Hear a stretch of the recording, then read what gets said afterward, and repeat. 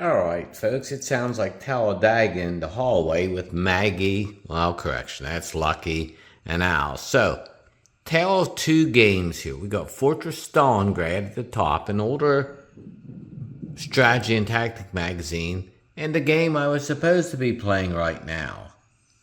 But we had tons of rain, and my backyard turned into a quagmire. So this game, which was supposed to be, a video today, and getting it all broken out and look at it, well, that didn't happen. So Fortress Stalingrad, which was behind it, became the new game. Now, see the cover? See the cover of the magazine? See up in my up corner, I'm going to go ahead and change there. See that? That's on our wall. Right beside it, of course, is an American one. Someday we're going to get the Soviet motherland one, but now, this game is from 1988. And what's interesting is we've played this game before. What do we have left from the previous game? We have the map. Why is that? Well, I don't know. I think the parts got lost in my divorce.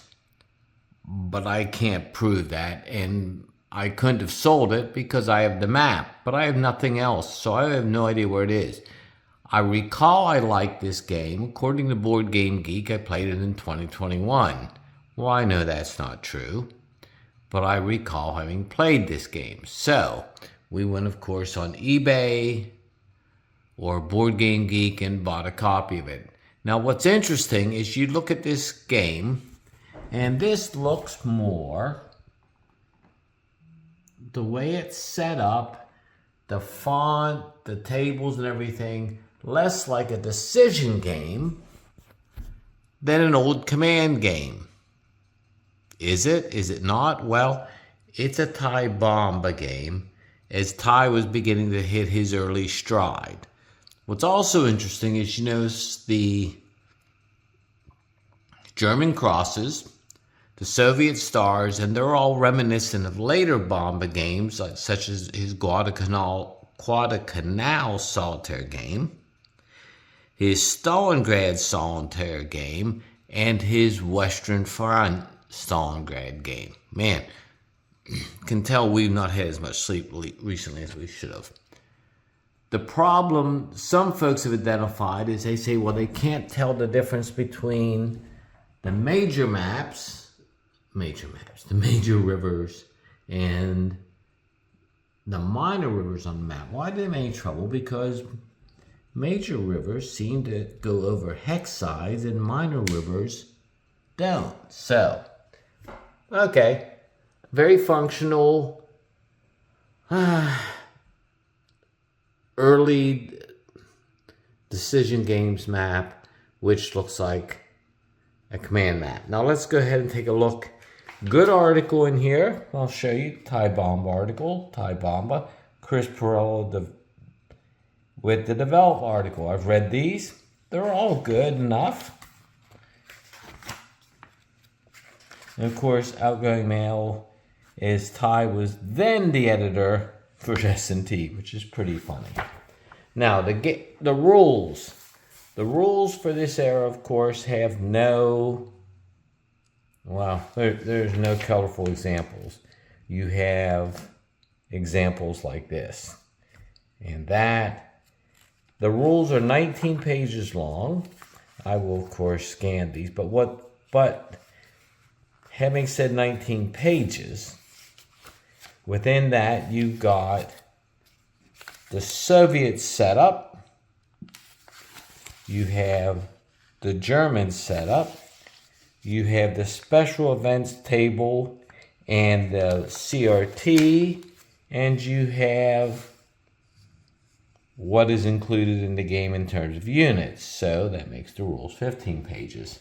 Now let's look at the counters. They're not actually bad, and they say 3W on them.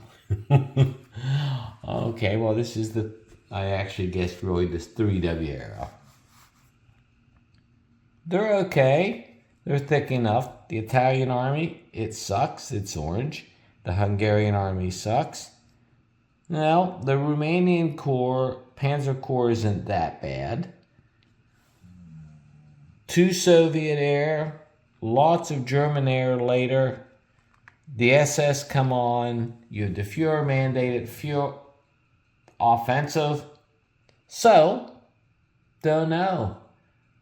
I know I played this. I can't recall. What I do know from doing a very quick, and I do mean a thumbnail analysis of the victory conditions, is the Soviets have to kill units in order to get land. And one of the critical things is victory points. Only the Soviets get victory points, and it's based on cities. So if it has, say, like my cop here at 2, that's worth 2. If it's Mariupol, right here, if it doesn't have a number, it's 1. And of course, Stalingrad is worth 20, and surprisingly, Kalash is worth nothing. Chair Station, right here, is worth nothing. And Voronezh, which is a little hard to read, is worth 8. So, there you have it, folks. And of course, Bomba decides that the Soviets won this with 150 victory points. I would probably agree with that based on what I know, but I'll have to see. So there you have it, folks. Quick and down and dirty. This game is rated a whole 6.5 on Board Game Geek. But if you read the comments that seem to have played the game and looked at it hard, if you filter those out, this is probably about a 7.5 to 7.8 maybe. I will tell you when I'm done with it.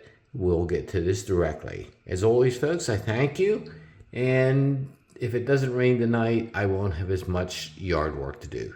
Have a blessed one, folks. Bye.